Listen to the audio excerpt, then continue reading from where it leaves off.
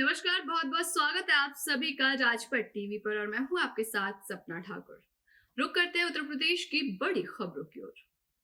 अलीगढ़ में नुमाइश प्रदर्शनी के कृष्णांजलि सभागार में उत्तर प्रदेशीय प्राथमिक शिक्षक संघ अलीगढ़ द्वारा एक वृहद शिक्षक सम्मेलन का आयोजन किया गया, जिसकी अध्यक्षता डॉक्टर रक्षपाल सिंह ने की। कार्यक्रम में मुख्य अतिथि प्राथमिक शिक्षक संघ के प्रदेश अध्यक्ष डॉक्टर दिनेश चंद्र शर्मा ने अपने संबोधन में कहा कि पुरानी पेंशन बहाली के लिए संघ पिछले कई वर्षों से संघर्ष कर रहा है। पुरानी पेंशन बहाल कराकर ही दम लेंगे।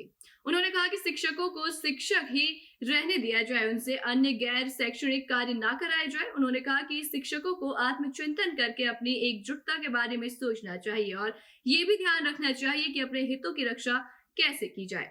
संघ अपने शिक्षकों के हितों की रक्षा के लिए कोई कुर्बानी देने को तैयार है। संघ के प्रांतीय महामंत्री संजय सिंह ने कहा कि पंचम वेतन मान लेकर जितनी भी उपलब्धियां हैं शिक्षकों को मिली हैं। पुलिस अधीक्षक सुल्तानपुर श्री सोमेन वर्मा द्वारा पुलिस लाइन जनपद सुल्तानपुर में अत्याधुनिक सुविधाओं से युक्त आदर्श पुलिस कर्मचारी भोजनालय का उद्घाटन किया गया।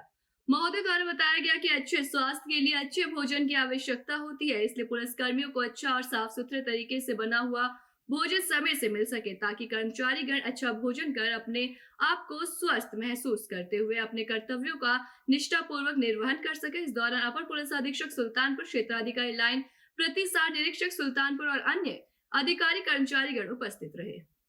वही उपराष्ट्रपति की पत्नी सुदेश धनगर गोवर्धन पहुंची। रिक्शा से उन्होंने गोवर्धन की सप्तकोशी परिक्रमा लगाई। गिरिराज मुखारविंद जतिपुरा पर पूजा अर्चना की। गिरिराज महाराज का दृश्य अभिषेक किया है, तो वहीं पे जतिपुरा के सुप्रसिद्ध आलू दही की जलेबी का स्वाद है। धार्मिक यात्रा के दौरान मीडिया से दूरी बनाए रखी। धार्मिक यात्रा के दौरान प्रशासनिक अमला भी मौजूद रहा। गोवर्धन से कई प्रमुख मंदिरों में सुदेश धनगर पहुंचे, जहां उन्होंने दर्शन पूजन किए। रायबरेली में 2 दिनों पहले हुई गुरबख्शगंज थाना क्षेत्र के ढकिया चौराहे पर मारपीट मामले में इलाज के दौरान एक युवक की मौत होने के बाद ग्रामीण आक्रोशित हो गए, जहां ग्रामीणों ने पुलिस की कार्यशैली से नाराज होकर पुलिस अधीक्षक कार्यालय का घेराव कर गेट पर ही धरने पर बैठ गए। कार्यालय का घेराव देख पुलिस कर्मियों के हाथ पांव फूल गए। आनन फानन में अपर पुलिस अधीक्षक खुद ग्रामीणों के पास पहुंचे और मामले के आरोपियों की जल्द गिरफ्तारी का आश्वासन देकर ग्रामीणों और परिजनों को शांत कराया। फिलहाल मामले का मुकदमा दर्ज कर एक आरोपी को गिरफ्तार कर लिया गया है और बाकियों की तलाश जारी है। कल गुरबख्शगंज थाना क्षेत्र में एक घटना हुई थी, जिसमें अभय सिंह नामक के व्यक्ति की हत्या कर दी गई थी।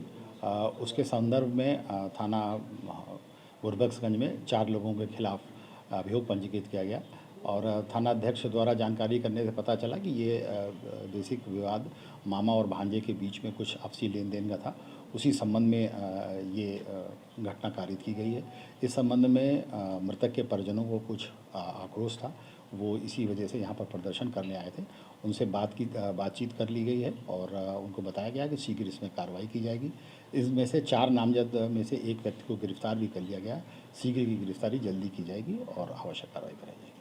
भले ही प्रदेश की योगी सरकार भूमाफियाओं के विरुद्ध सख्त से सख्त कार्रवाई करने का अपना महत्व को खुला निर्देश दे चुकी है, लेकिन मातहत की अपनी सरकार ही खास पर बट्टा लगाने से बाज नहीं आ रही, जिसका ताजा उदाहरण आप उत्तर प्रदेश के रायबरेली जनपद के गुरबख्शगंज थाना क्षेत्र के सराय मुबारकपुर गांव में देखने को मिला है, जहां कोर्ट में विचाराधीन मामला होने के बावजूद बार बार पीड़ित अधिकारियों की चौखट पर हनुमान परिक्रमा कर अपनी आप बीती बताकर न्याय की गुहार लगा रही थी। लेकिन गुरबख्शगंज थाना पुलिस के रहमो करम से भूमाफियाओं के हौसले 7वें आसमान पर हो गए हैं और तो और दबंगों को अब कानून और शासन प्रशासन का डर नहीं रह गया।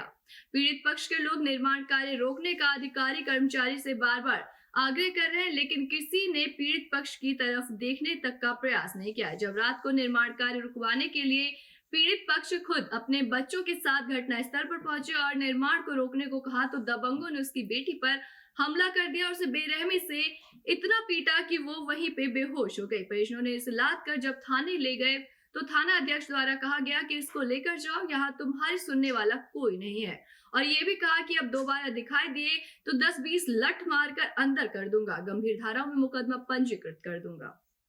खबर अलीगढ़ से है, जो अलीगढ़ मुस्लिम विश्वविद्यालय रिटायर्ड प्रोफेसर मुफ्ती मुजाहिद ने कहा कि 26 जनवरी को एएमयू में छात्रों ने जो नारा लगाया वो लोगों के अंदर जोश पैदा करने के लिए लगाया गया था। ये मजहब के तौर पर नहीं है। इस नारे का मतलब अल्लाह सबसे बड़ा है। इस पर ना हिंदू, सिख, ईसाई को कोई भी आपत्ति नहीं होनी चाहिए। उर्दू जबान का है।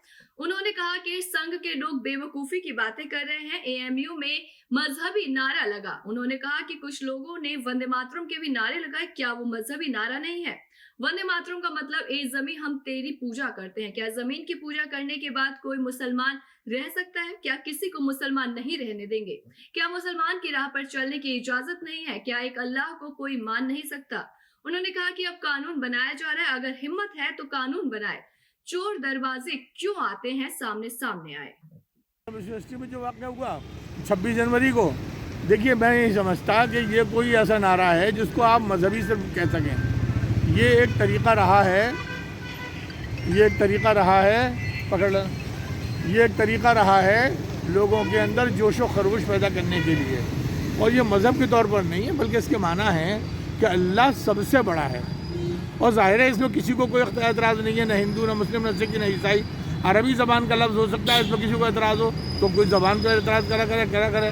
तो ये कोई ऐसी चीज़ नहीं है। लेकिन मैं ये समझता हूँ कि जिस तरह संघ के लोग बेवकूफ़ी की बातें कर रहे हैं कि नारा क्यों लग गया, खुशी में सब कुछ नारे लगाते हैं बच्चे, ये भी लगा दिया। तो कुछ लोगों ने वंदे मातरम भी कहा। अगर वंदे मातरम कहा तो वो कैसे मजहबी हो गया? नहीं हुआ। वंदे मातरम में ज़मीन हम तेरी पूजा करते हैं, तो ज़मीन तेरी पूजा करने के बाद मुसलमान रह जाएगा कोई आदमी? आप बाकायदा फैसला करिए। तो कोई मुसलमान नहीं रहने देंगे किसी को इस्लाम पे चलने की इजाज़त नहीं है। कोई एक अल्लाह नहीं मान सकता। हम कानून बना रहे, बनाइए कानून अगर हिम्मत है तो। एसपी सतपाल अंतिल के द्वारा थानों का औचक निरीक्षण जारी है, जहां देर शाम कोतवाली नगर का उन्होंने औचक निरीक्षण किया। एसपी ने थाना परिसर की साफ सफाई, अभिलेख उपकरणों के रखरखाव, मैस आदि का निरीक्षण किया। बैरक में महिला हेल्प डेस्क, बंदी गृह आदि का भी निरीक्षण किया। एसपी ने कोतवाली विवेचनाओं के निस्तारण की समीक्षा की। लंबित विवेचनाओं को जल्द निस्तारण करने का एसपी ने निर्देश दिया है। एसपी सतपाल अंतिल लगातार जनपद के थानों का औचक निरीक्षण कर रहे हैं। एसपी के निरीक्षण के दौरान कोतवाली में पुलिसकर्मियों में हड़कंप मचा रहा। एसपी के निरीक्षण के दौरान सीओ सिटी सुबोध गौतम और कोतवाल सत्येंद्र भी मौजूद रहे। ऐसी तमाम बड़ी खबरों के लिए देखते रहिए राजपट टीवी, सबसे पहले भारत।